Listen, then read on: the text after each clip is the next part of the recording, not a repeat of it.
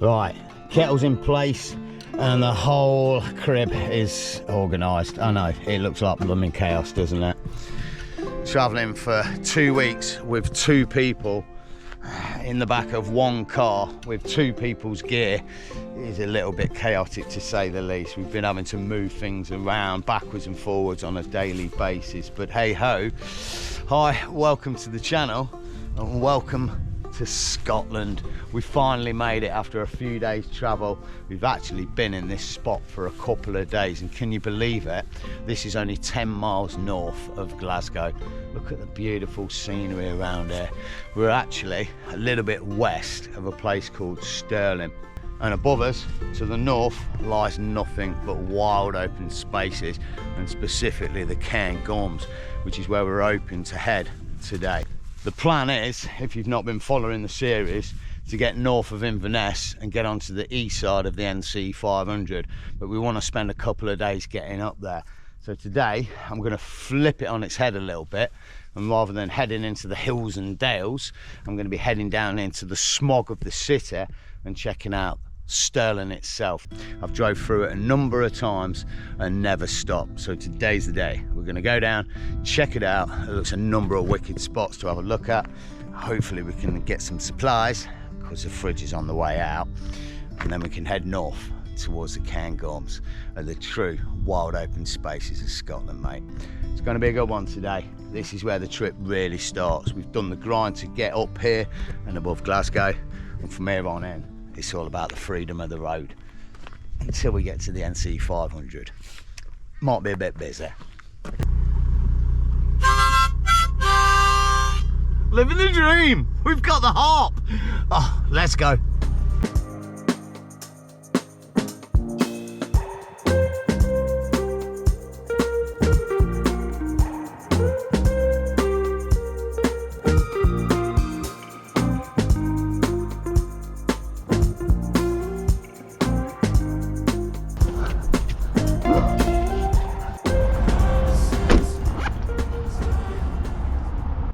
Oh well, this is a pretty cool little mural in the heartland of Stirling as we start. I've got to admit, I haven't actually heard of Stirling Albion United as much as I haven't heard of Accrington Stanley. I'm sure they're amazing, but what it does have is a little bit of oomph. There's this little town, or I say this little town, was formed in 1124 by King David I of Scotland, and it was a market town originally with like links to citadels and castles and such, and the royals of Scotland. And these days it's known as the gateway to the Highlands, with a total population of about 94,000 people. And I have to say, just landing here now, it seems a nice place. Quaint, relatively quiet. I mean, this is the heart of the day, busiest time, and it's not overly crowded, not overly busy. Got a train station down the way, all the amenities. It seems a nice place. Good for us as well, because it's so old. It's got quite a few little sneaky oldie-worldy buildings to check out. And some are quite prominent to Scotland, so. Oh, hang on a minute. We were going to move, but I can't. This actually is amazing. It's got all sort of historical moments all the way along it, from the start with old David, 1124, and a bit of Queen of Scots and all that malarkey, and some other stuff. It's got something about the first powered flight of an airplane. I don't know if that was the Wright brothers. You guys will let me know. But these are the cool ones. I found some quirky ones. Check this out. 1511, the Stirling jug, i.e. must have been a jug they made here, became a national standard of measurements. Forget your litres and millilitres and all that. No, the Stirling jug was where it's at. Best one, which is amazing. In 1540, the world's oldest football got lodged in the rafters of the Queen's Chamber in the Stirling Castle. 1540! Bloody hell, what were they playing football with then? A bull's head or something? I don't know. We got stuck in the rafters though. Wicked, mate. Some funky little fracks. It's a nice spot. Let's go.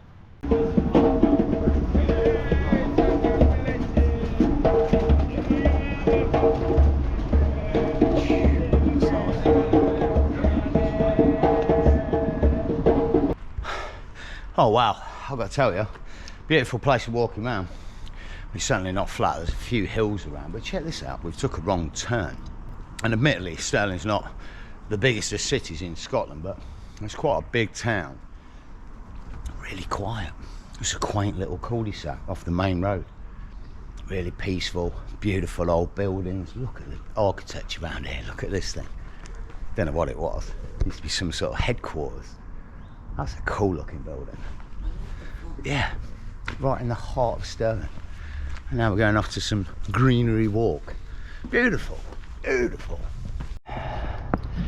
This is a bit of a sad moment, I'll be honest as well. Nice little slide there. Just said to Alf, gonna have a go on the slide. He asked me why. Oh mate, he's got old. That's it, no longer a kid that wants to enjoy playing on a slide. Now it's all about Xbox, PlayStation, and computers. How could you pass a slide like this and not want to have a go on it? Oh my God! Oh! Blimey. Don't tell me you don't want to go on that. Still don't. That was amazing. Hang on a minute. I need a minute. I'm getting a bit old for this. Gordon Bennett, let's go. It's up to a bit of a spot. The Stirling Old Town Jail. Apparently, you do live prison tours every 30 minutes. If you don't behave yourself, you might get one for free.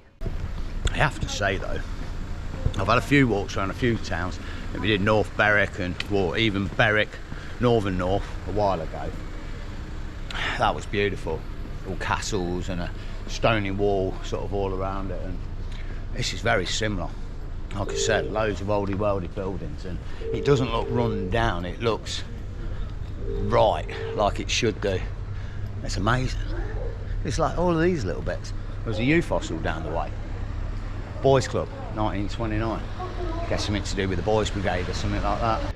There's a real sense of history here, and with it there seems to be a real sense of community, friendly smiles all over the place, and like the place has been built up over centuries through community and people thriving and enjoying living here, and yeah, I get a real feel for it.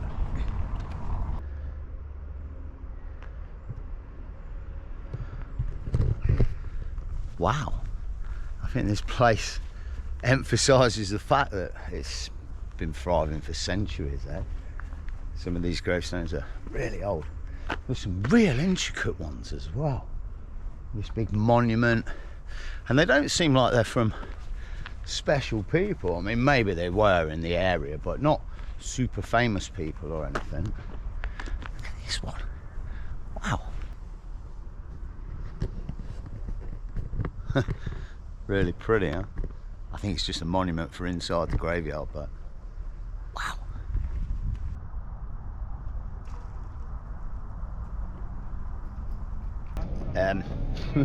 This is a bit random. We've just come out of that nice little graveyardy area, all quaint, into a massive crowd up on what seems like the ramparts of the city. There's supposed to be a Robert the Bruce statue right here. Do you think that's what that is? Yes, he literally says. I hope so, because King Robert the Bruce. that looks like you got to pay a fortune to get inside. June 24th. And I'm not about to do that. 1314. I'll tell you what, there's a few things around that are pure hardcore quintessential Scotland, like the flag and tartan and kilts and stuff, but a statue of the one and only Robert the Bruce is definitely up there with them. The original King of Scots that during the First War of Independence, actually during his reign, led Scotland to independence. A true hero of the one and only Scotland. Pretty cool, and a right little spot for it, with the one and only Stirling Castle in the backdrop and an amazing view over to the Wallace Monument. Look at this view as well. I know I shouldn't say, but sometimes places look like places and remind you of places. Some of you have seen the video. This really reminds me of Pai in northern Thailand, when I headed up into the mountains and the views down into the village of Pai. Scotland blows you away when you can compare that to somewhere in Thailand. What a stunner. Bit mad as well though that they've put the Wallace Monument right next to Robert the Bruce, or Robert the Bruce statue. I don't know, there's not much truth in the Braveheart movie, but I'm pretty sure in real life he did kind of backstab him at one point. Maybe they put him here to gloat over it. I don't know.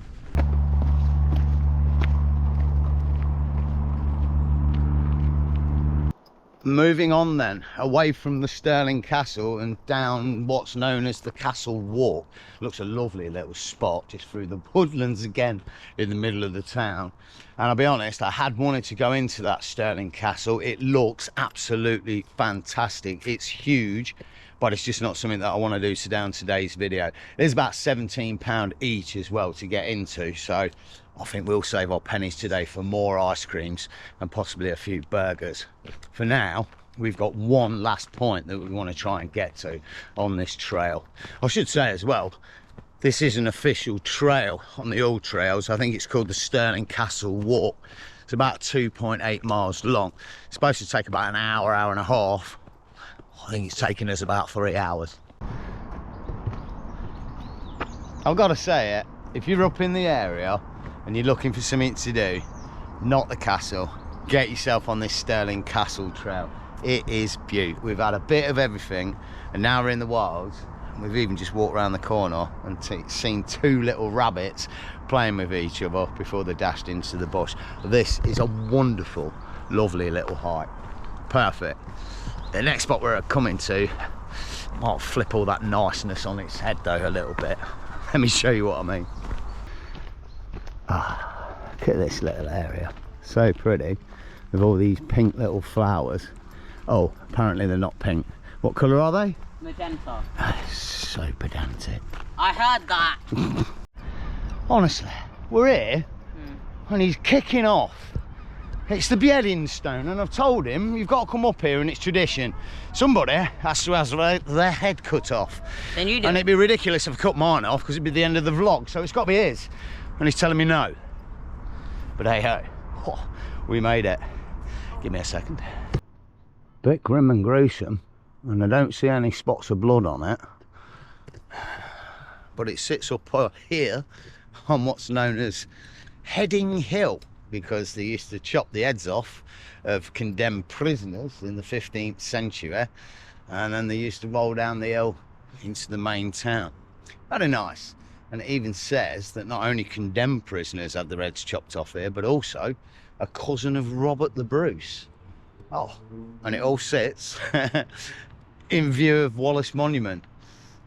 Maybe a little bit of condemnation. I don't know. I've got to be honest though, I really wish I brought my blooming drone with me. It's charging at the minute. This is a fantastic spot. Right on top of the hill here on the side of Stirling. Look at all these birds buzzing round.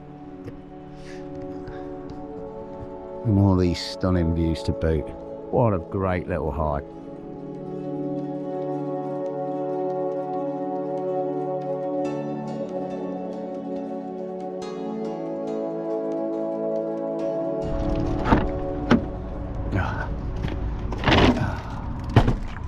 Well, gotta be honest, I've wanted to get into Stirling and have a little bumble round for an absolute age, and that was it. I'm really chuffed we did that. However, it is getting a little bit late now, and we need to start thinking about heading north. We've got a massive amount of distance to cover. But before we go there, I'm looking for a supermarket. We've got a big problem with the fridge. It's been running on an average of about 12 to 14 degrees, and it needs to be at 5 degrees. All the food that we've bought for this trip has already gone off and gone mouldy, so I'm gonna have to throw it away and buy replacements now. I don't know how we're gonna work this one moving forward. I'm just gonna try and organise the next couple of days for now. Oh, what a momentous moment on the channel. Never before have we stepped inside a Lidl. I'm quite afraid. I know it's as cheap as an Audi, so we should be all right. Ow, get a trolley, mate. Oh, we haven't got a pound coin. We'll use a basket.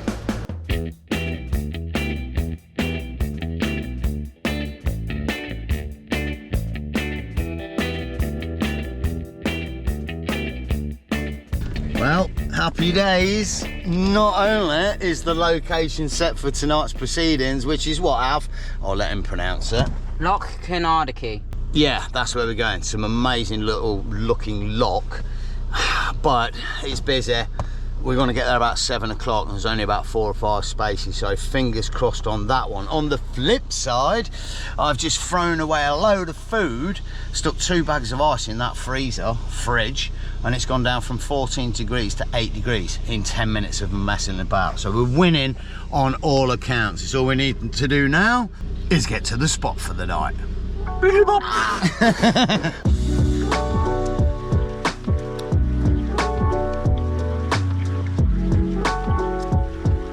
Oh mate, I've had to stop.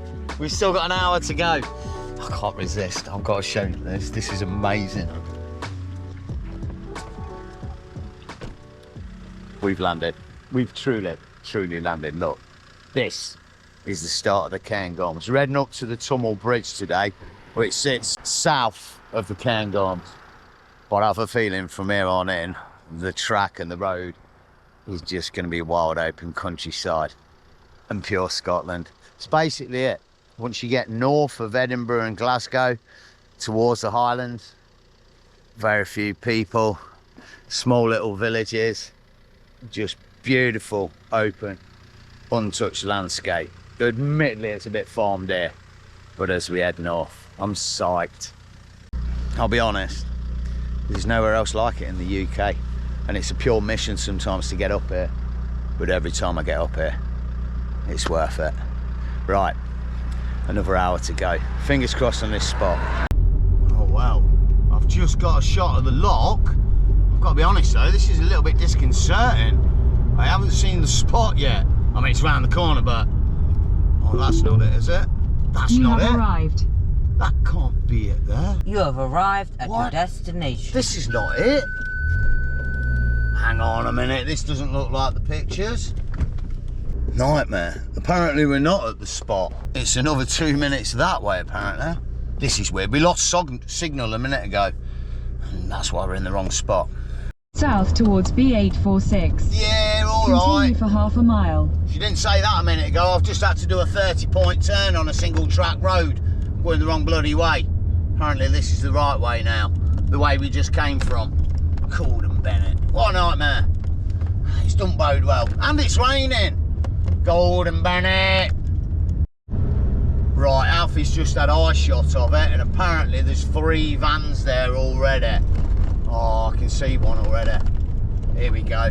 Moment of truth. Legendary spot if we can get it. Oh my God, I think there's 4, Alf. Yeah, there's 4. It looks like there might be a spot for us though, baby.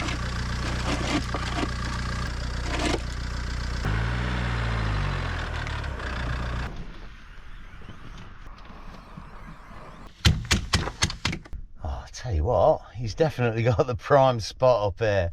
This is basically little man's bedroom on this trip. I'm in the car downstairs, but every night he's getting the pucker views. We've moved a little bit to be out of the way, but we've still got a fantastic little shot out the back and a beautiful surrounding.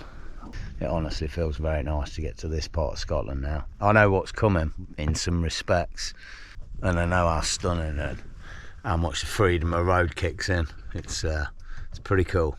Now we need to get some food on. It's getting a little bit late, and we've got some half moulded meat we need to eat. Oh, here we go. We've got a bit of a thing going on. Stop it! No, Nah. Don't do it. Wait. I already. Because I got to show everybody. Look, I'm going through the box, seeing what we've got. Not a lot, if I'm honest. We was hoping we'd have a lot of these nice pastas. Unfortunately, we've only got one of these, and it's rancid. Bananas need eating, and there's been a bit of a standing joke because for some unapparent reason I got an apple. Well, I bought apples. Freaking A. And no one really eats apples. No, we're definitely not going to eat them. No, they're on the floor. They're on the ready floor. And I'd said to him, share an apple with me, because we were having dinner in a minute, and he's refused. And I told him sharing is caring. There's 6 apples. That's nearly half. Let's see if he shares enough and cares enough to share. He's flicking the finger of disgust. Oh, crap. I'm going to have to eat one off the ruddy floor. Damn it. one's got bogies and snarf on it. Go on, share half. I don't want a full apple, even though they're only miniature, like the size of a golf ball. Well, when they dropped, I caught this one. You caught it? Yeah. Oh, it's a sign that you should share it. This one's definitely got something nasty on it, though. I mean, look, this is where everyone parks. I bet someone pissed down there last night. Oh. Feels a bit sticky, anyway. That's rank. Give me a bite of that. No. You do it. Save the apple. Oh. Save the apple out. Save the children. It's rolling away. And save the apple.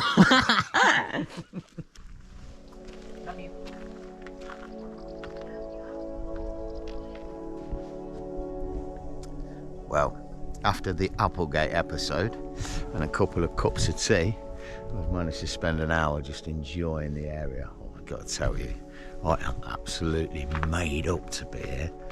I'd really thought we wouldn't get a spot. I'm definitely going to be spending a couple of days here now I'm here. Just going to wait till that van moves tomorrow and I'm going to watch over. So I've got the perfect view. But for tonight, we do need to think about getting some food on. But let me just show you quickly what's been going on and the setup. Because I'm made up at the minute. Not only have we hit the greatest spot I found of late, but the fridge is working. It was running for 3 days on 14 degrees. And now we've got that ice in there. It's happy days on 4 degrees. But also, I'm carrying about 8 kilowatts of power at the minute. Not only have I got the Bluetti 3 kilowatt, the standard 1 kilowatt, but I've also got that Jackery, which is about 3.5 kilowatts. And for the first time ever, using the Charger 1, I'm actually able to recharge the Bluetti massive battery. Perfect. I'm just going to use that totally the whole trip now for running the fridge.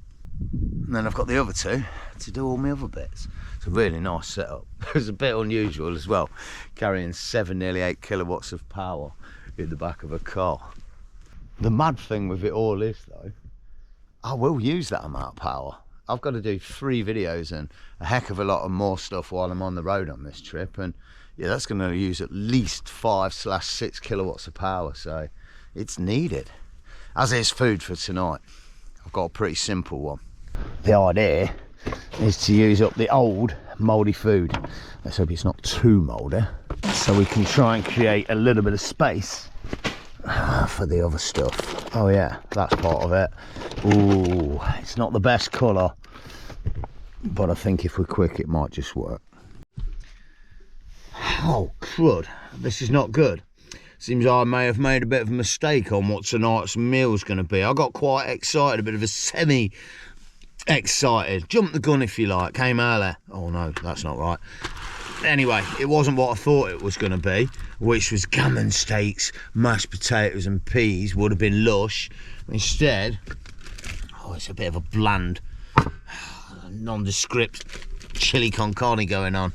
We've also the most blandest of rice. And no condiments, no mushrooms, no onions, and just rancid looking pork mince. It's not even beef. But hey ho, it should do the job. Bloody hope so. Oh, I hope it does. Oh, I hope it don't give me a dicky belly. Right, bit of a game plan on this one, and I know what you're thinking before I start. This is absolutely genius, Adam. How did you come up with this idea? Oh, crap. What I did forget to do is crush the rice, but no, what I'm going to do is put the rice in the bowl, pour the boiling water on, leave that to stand while I instigate cooking the actual chili. I have to say though, that mince stinks. I don't know, it's got an okay colour to it, ish. I mean, I don't know. It's been on 13, 14 degrees for 3 days. I don't think it's a good idea to eat it.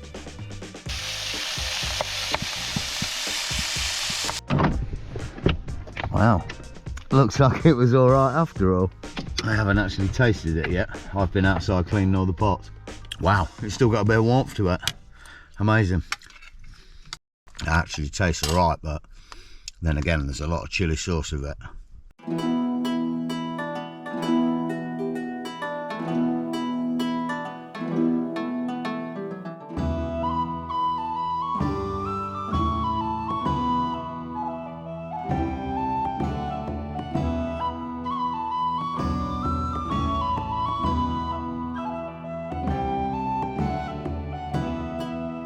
Well, feeling absolutely positively effervescent this afternoon, although I might move the car. That van didn't move, but there's a prime spot where we can get an absolutely amazing view of the lock for this evening.